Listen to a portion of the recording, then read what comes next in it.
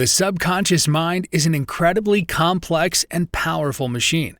It is responsible for receiving and processing information from our surrounding environment, and then storing that information to later be consciously referenced and utilized in our experience. Everything you know is stored in this part of your mind, from your learned behaviors to all your past experiences.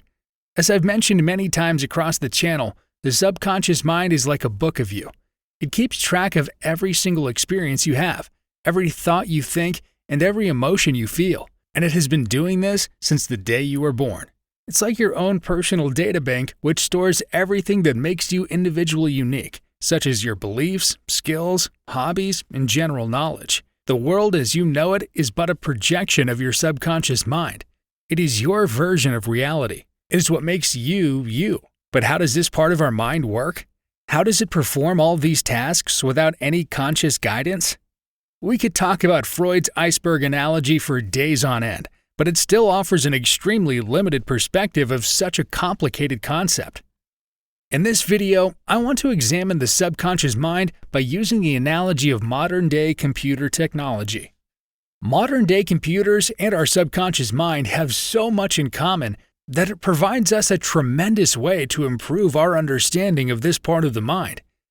Even at the core of their functioning, computers and our brain use the same algorithm, which looks like this: input plus processing equals output. But although these two devices run off the same algorithm, they use it in different ways.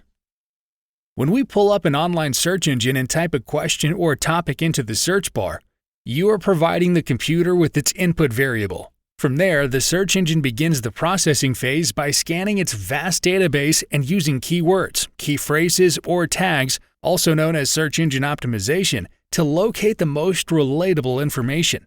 For the output, the search engine will gather all of this relatable data and return it back to you in what is known as the search results. This is how Google uses the algorithm of input plus processing equals output to provide us with such an amazing tool, for example.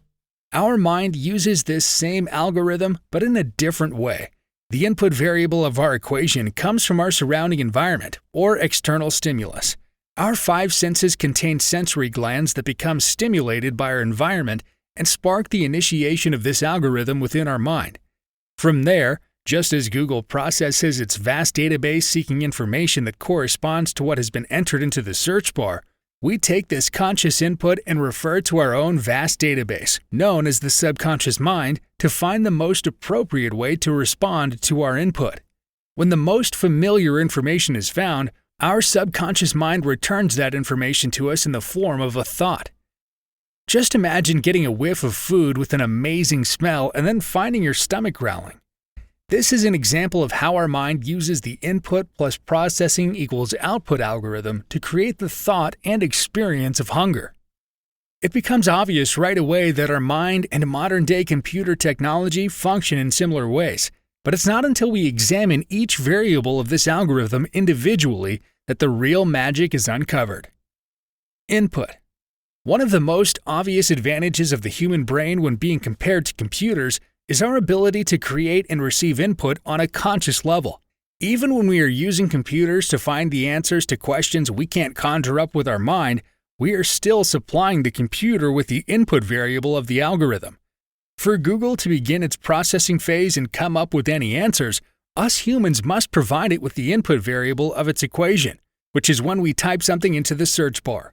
Until then, Google's enormously vast database is completely useless. Well, our enormously vast database, or our subconscious mind, would also be completely useless without our ability to consciously activate it through sensory stimulus. What good is our subconscious mind without a conscious experience to respond to? What good is Google without an active user searching its database? What good is a horse without a rider?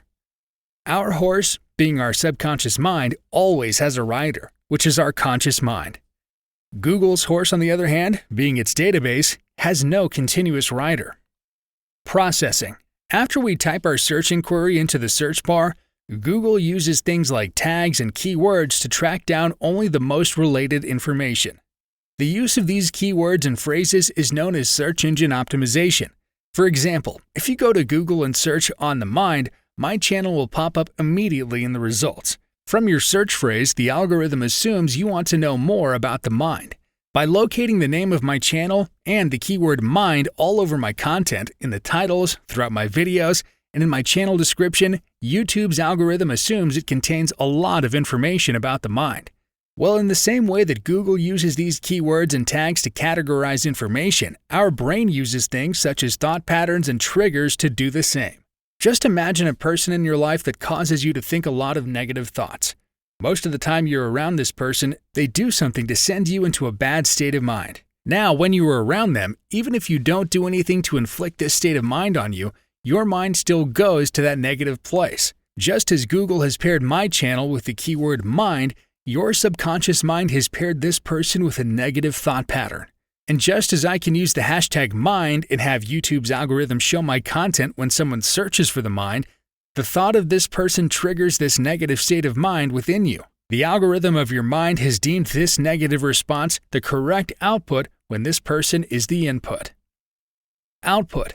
The output variable for computers are the search results, and the output variable for the mind is what we call a thought or idea. If we use the same example of a specific person triggering a negative thought pattern in your subconscious mind, we could say that the sight or thought of that person is the input.